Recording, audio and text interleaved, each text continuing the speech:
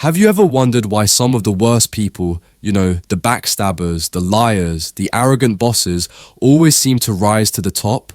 Today, we're diving into one of the biggest head scratchers in life. Why do the worst people succeed? Get ready for some eyebrow-raising insights. It's everywhere. The corrupt executive raking in bonuses, the cutthroat politician climbing the ranks, that toxic co-worker who somehow gets promoted. It feels unfair, right? But is it just our perception, or is there something about being the worst that gives certain people a boost? Turns out it's a mix of psychology, strategy, and sometimes pure luck. Let's break it down. First up, overconfidence. Some of the so-called worst people are also the loudest and most self-assured. Psychologists call this the overconfidence bias.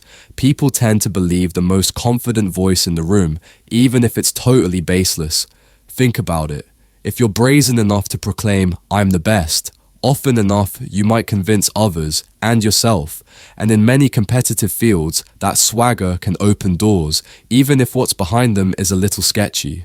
Next, ruthlessness. Being willing to take big risks or cut moral corners can sometimes pay off, at least in the short term. The folks who succeed by questionable methods might do so because they're simply more willing to do what others won't. That might mean firing half the team to boost profits or investing in ethically dubious ventures for quick gains. Is it right? Nope. Does it work sometimes? Absolutely. Society often rewards results no matter how they're achieved. Ever notice how toxic individuals often have a knack for manipulation? They know how to charm people in power, spin narratives in their favor, and sometimes bully or gaslight competitors into submission. In a world that prizes networking and connections, being a master manipulator can give you a leg up, though your victims might disagree. It's like playing chess, but you're the only one who knows it's a chess game, and everyone else thinks you're just there for friendly checkers. Now, here's the twist. Being the worst might get you ahead in the short run, but it often catches up to you. Scandals break, moral and legal issues surface, alliances crumble. Sure, some people skate by longer than they should, but the villain wins in the end is more a movie trope than a rule of life. Bad behavior can lead to spectacular success stories until it all implodes. Eventually, the same lack of ethics that propelled them to the top can cause a spectacular downfall. Karma? Maybe.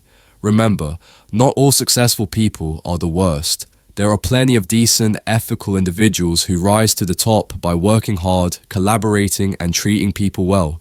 The problem is, their stories sometimes get overshadowed by the dramatic headlines of the latest corporate villain or scandalous politician. So, why do the worst people sometimes succeed?